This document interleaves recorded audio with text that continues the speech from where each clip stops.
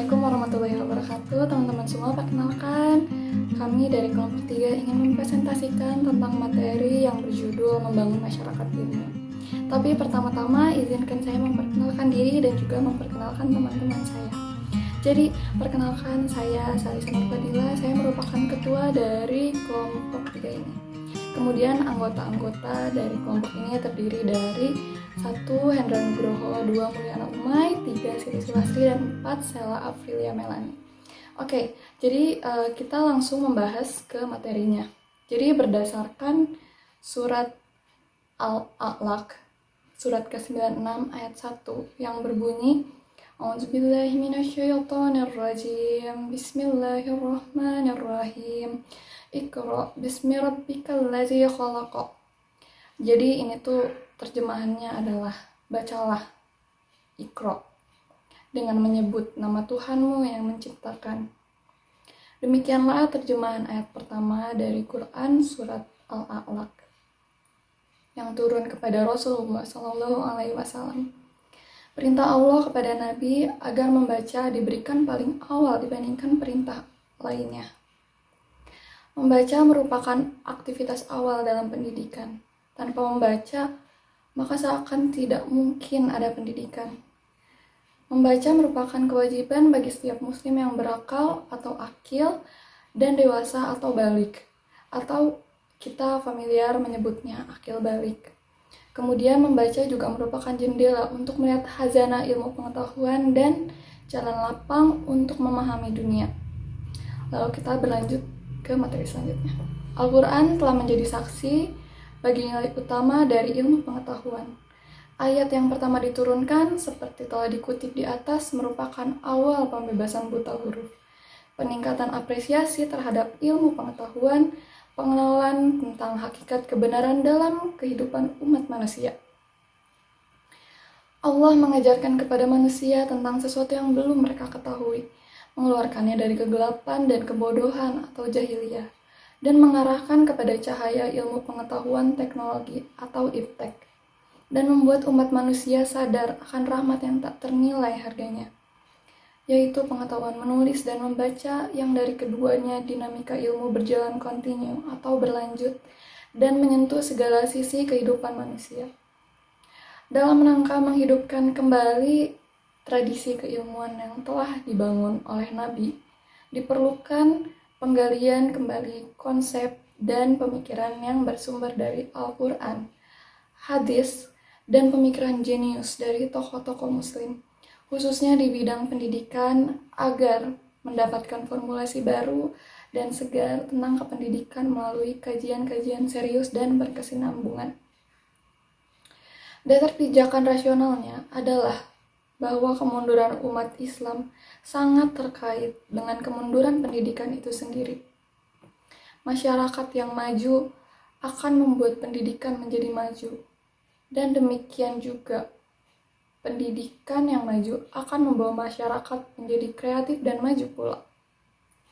Ada hubungan timbal balik antara kemajuan pendidikan dan masyarakat, sehingga memajukan keduanya menjadi tanggung jawab mulia umat Islam yang tidak boleh ditunda-tunda. Pendidikan integratif biasa dimaknai sebagai pendidikan menyatu antara teori dan praktik, pendidikan yang tidak dikotomis, dan pendidikan yang mementaskan proses menuju kebaikan dan kebahagiaan hidup di dunia maupun di akhirat sekaligus. Dalam praktiknya, pendidikan dalam keluarga, sekolah, dan masyarakat seringkali terpisah antara satu dengan yang lainnya, dan bahkan terkadang justru malah bertentangan. Dalam keluarga, seorang anak dididik tentang etika atau moral atau akhlak. Namun, di sekolah, para guru terkadang tidak memperdulikan tentang etika dan bahkan pelanggaran terhadap nilai-nilai etika yang sering dipertontonkan masyarakat. Mereka cenderung peduli kepada nilai, yang mana terkadang nilai itu tinggi, akan tetapi didapatkan bukan dari kejujuran orang-orang itu sendiri. Oke, kita lanjut lagi. kontradiksi pendidikan dalam ketiga lembaga ini, keluarga, sekolah, dan masyarakat, tentu membuat bingung anak sebagai peserta didik dan generasi yang sedang mencari jati diri. Keterpisahan antara ketiga lembaga ini sebenarnya dapat dijembatani lewat lembaga yang menjadi rujukan bersama umat Islam, seperti masjid. Masjid merupakan tempat yang disucikan dan didatangi oleh orang tua atau pendidik atau peserta didik itu sendiri dari sekolah dan warga sekitarnya. Pertemuan mereka di tempat suci merupakan bagian dari proses edukatif yang bermanfaat bagi peserta didik untuk kedepannya. Lalu kemudian, jika masjid didesain dengan baik, maka ia akan bisa membantu proses pendidikan dalam keluarga, sekolah, dan masyarakat, sehingga proses pendidikan Islam menjadi efektif dan efisien. Pemahaman tentang konsep atau teori pendidikan Islam dan aplikasinya dalam proses pendidikan yang dijalani di lingkungan keluarga, sekolah, dan masyarakat secara integratif akan memberikan hasil yang maksimal dan dapat menjadi acuan utama dalam pengambilan keputusan kependidikan ke depan. Kemudian, masing-masing lembaga dapat berdiri secara otonom, namun tetap harus saling sapa dan melengkapi. Problem apapun dalam kehidupan ini, seperti problem sosial, politik, ekonomi, dan hukum, harus dikaitkan dengan pendidikan, sehingga solusinya akan lebih komprehensif dan humanis. Pendidikan yang baik akan membantu menyelesaikan kasus dan meningkatkan kecerdasan pendidikan peserta didik baik secara intelektual, emosional, maupun spiritual. Maka dari itu teman-teman, bahwasannya pendidikan dari sekolah dan dari lingkungan masyarakat maupun orang tua itu sangatlah penting. Akan tetapi yang paling utama itu adalah pendidikan dari masjid. Karena apa? Karena ketika kita sudah memiliki pendidikan yang cukup di masjid, kita sudah cukup paham dengan ketentuan-ketentuan dan aturan-aturan yang sudah tertera pada Al-Quran dan hadis, maka niscaya kita juga dapat merancang masa depan agar menjadi lebih baik. Dan kita juga dapat meneruskan pendidikan secara lebih terarah berdasarkan Quran dan hadis, karena di sana sudah tertera secara lengkap terkait isinya sendiri dan membahas juga tentang apa sih yang harus dilakukan kita sebagai makhluk hidup untuk menjalani hidup sebaik-baiknya. Selanjutnya adalah macam-macam ilmu pendidikan, yaitu ada ilmu pendidikan agama Islam, ilmu pendidikan sosial, dan ilmu pendidikan karakter.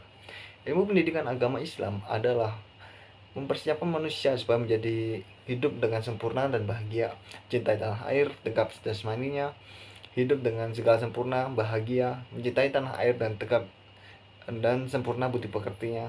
Pola pikirnya teratur dan terapi, perasaan halus, profesional dalam bekerja, dan manis tutur katanya. Secara beransur-ansur ditanamkan ke dalam diri manusia tentang tempat-tempat yang tepat dari berbagai sesuatu di dalam tatanan penciptaannya, sehingga membimbing ke arah pengenalan dan pengakuan tempat Tuhan yang tepat di dalam tatanan wujud dan kepribadiannya.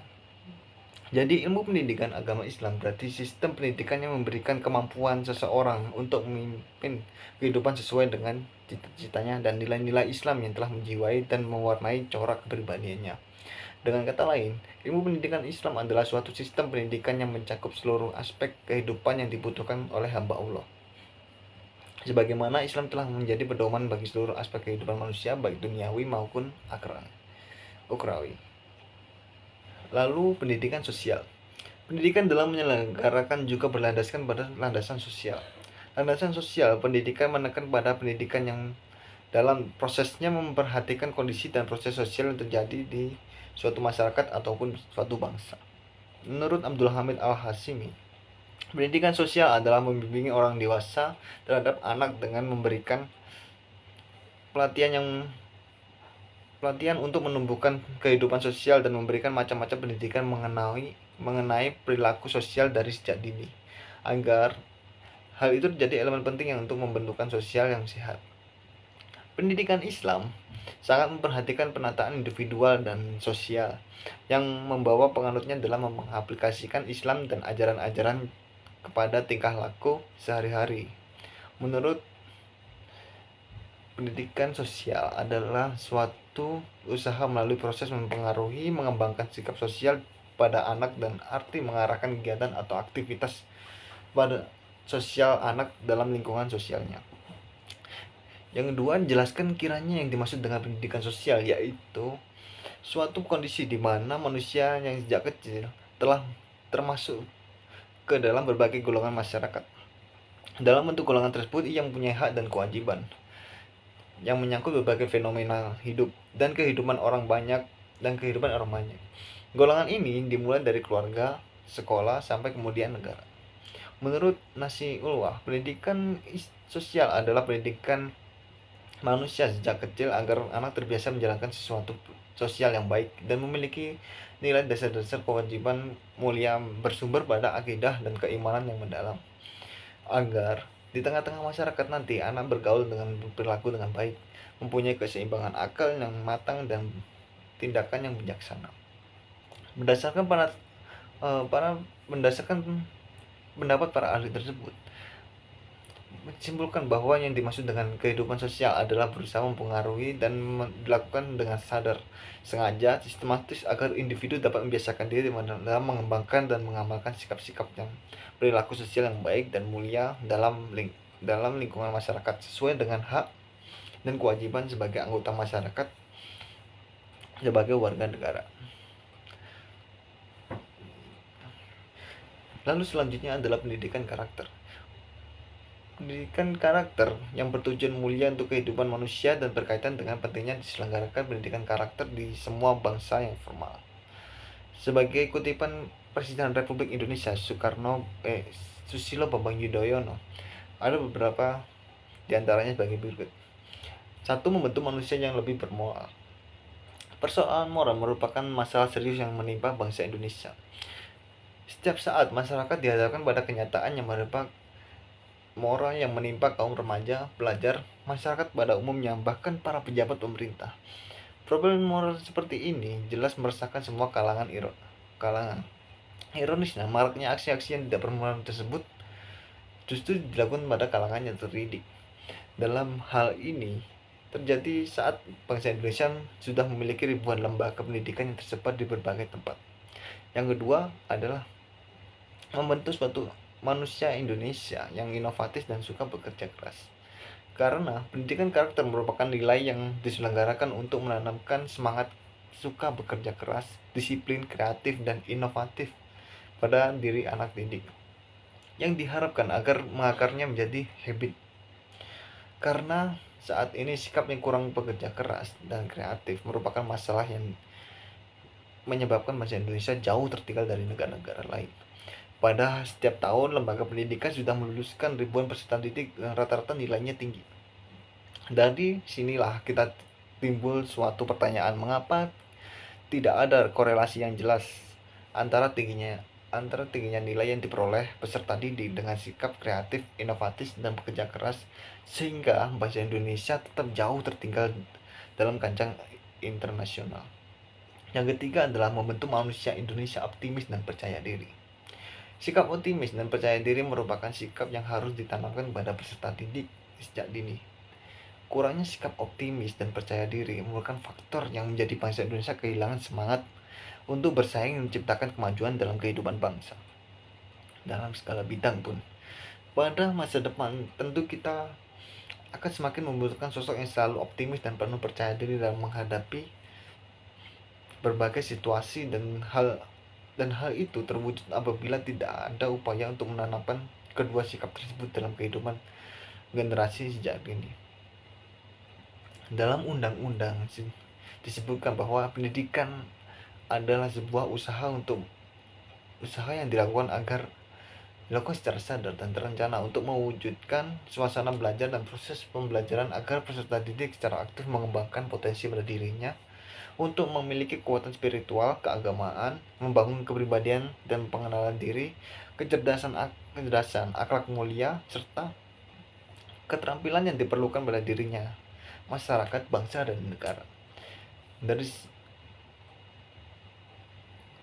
Menurut Imam Al-Ghazali, menganggap bahwa pendidikan karakter lebih dekat dengan akhlak, yaitu spontanitas manusia yang bersikap atau perbuatan yang telah menyatu pada diri manusia, sehingga ketika muncul tidak perlu dipikirkan lagi. Imam adalah abstrak, sedangkan akhlak adalah bukti keimanan dalam bentuk perbuatan yang dilakukan dalam kesadaran karena Allah semata. Pendidikan karakter menurut Kemendiknas yaitu yang pertama religius, sikap dan perilaku yang patuh dalam melaksanakan ajaran agama yang dianutinya, toleran berarti terhadap ibadah agama lain dan hidup rukun dengan pemeluk agama lain. Dan yang kedua jujur, karena di mana jujur kita sangat diperlukan, yaitu perilaku yang didasari upaya menjadikan diri sendiri sebagai orang yang selalu dapat dipercaya dalam perkataan, tindakan, serta baik itu dalam pekerjaan. Dan yang ketiga, toleransi, sikap dan tindakan yang menghargai perbedaan agama, suku, etnis, pendapat, sikap, dan tindakan orang lain yang berbeda dengan diri sendiri. Dan yang keempat adalah disiplin, karena kita sangat perlu sekali disiplin, tindakan yang menunjukkan perilaku tertib, patuh pada berbagai aturan dan ketentuan. Dan yang kelima itu kerja keras, di mana tindakan yang didasari dengan niat keberhasilan yang tinggi, profesional dan pantang menyerah.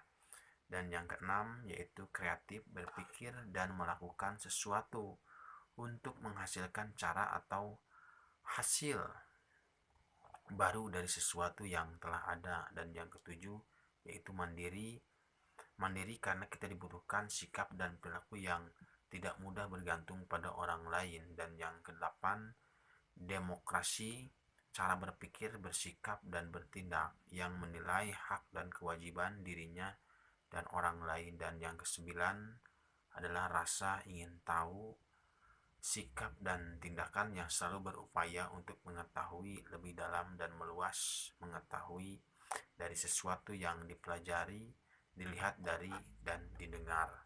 Dan yang kesepuluh, semangat kebangsaan, di mana semangat kebangsaan adalah cara berpikir, bertindak dan berwawasan yang menempatkan kepentingan bangsa dan negara di atas kepentingan diri dan kelompok, dan melakukan apapun demi kebaikan bangsa dan negara.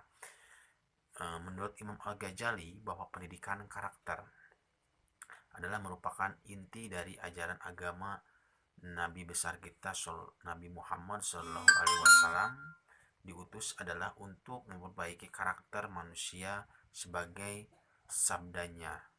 Hanya saja aku diutus untuk menyempurnakan budi pekerti, sebagaimana dikutip dari H.R. Bukhari, Ahmad Hakim dan Baihaqi. Di sini saya akan menjelaskan sedikit materi yang berjudul masalah yang seringkali menjadi hambatan bagi pendidikan. Poin pertama yaitu rusaknya niat. Niat adalah dasar dan amal. Apabila niat itu rusak,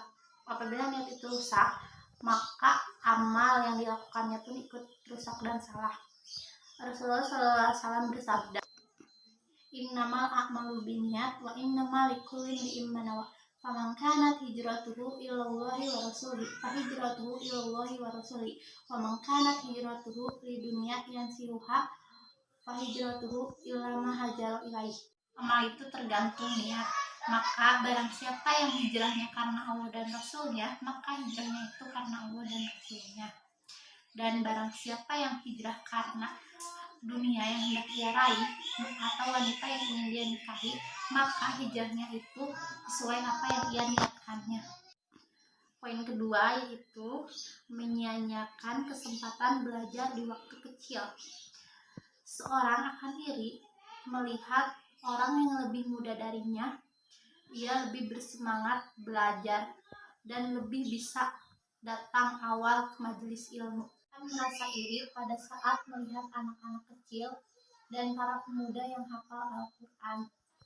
Ia sangat menyesali dikarenakan tidak bisa memanfaatkan masa mudanya untuk menuntut ilmu. Akibatnya ketika ia berkeinginan dan menghafal menuntut ilmu di masa tuanya, banyak kesibukan dan banyak tamu yang mengunjungi siang dan malam. Karena itulah Al-Hasan Al-Basri mengatakan, belajar hadis di waktu kecil bagaikan mengukir air di atas batu. Sebelum kita disibukkan oleh orang lain dan direpotkan berbagai urusan, ia akan menyesal seperti orang yang mengalaminya. Karena masa mudamu untuk menuntut ilmu syar'i, ini bukan berarti orang yang sudah tua boleh berputus asa dalam menuntut ilmu, namun seluruh umur yang kita miliki adalah kesempatan untuk menuntut ilmu, karena adalah ibadah. Poin ketiga yaitu merasa bosan dalam menuntut ilmu.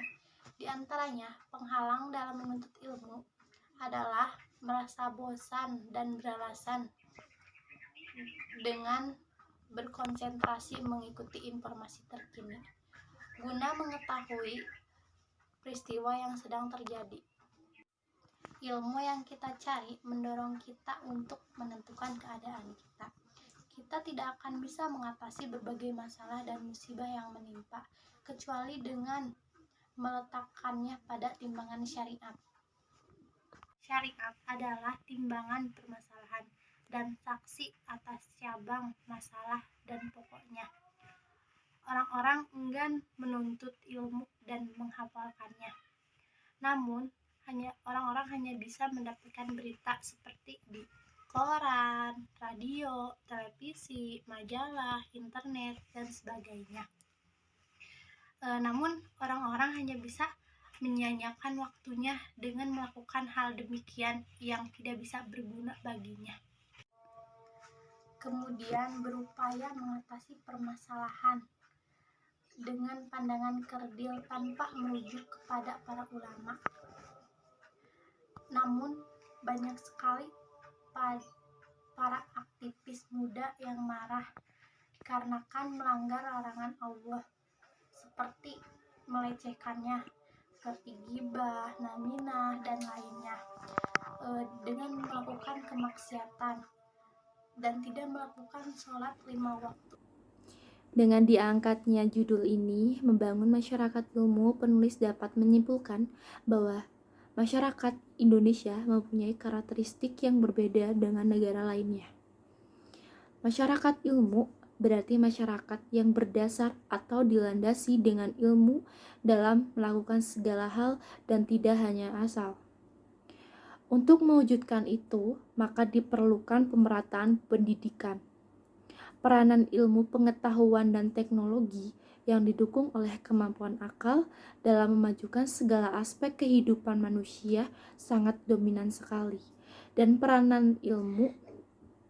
peranan orang berilmu di mana-mana kita saksikan menonjol sekali dalam membangun dan memajukan masyarakatnya, agamanya, dan bangsanya.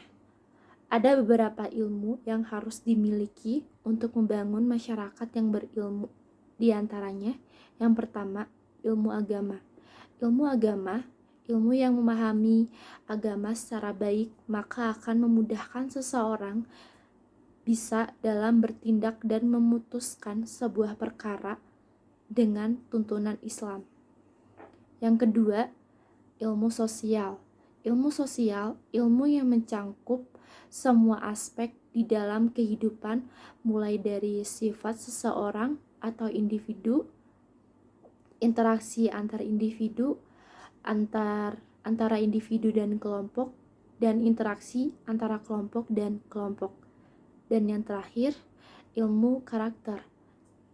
Ilmu karakter adalah unsur pokok dalam diri manusia yang dengannya membentuk karakter psikologi seseorang dan membuatnya berperilaku sesuai dengan dirinya dan nilai yang cocok pada dirinya dalam kondisi yang berbeda-beda.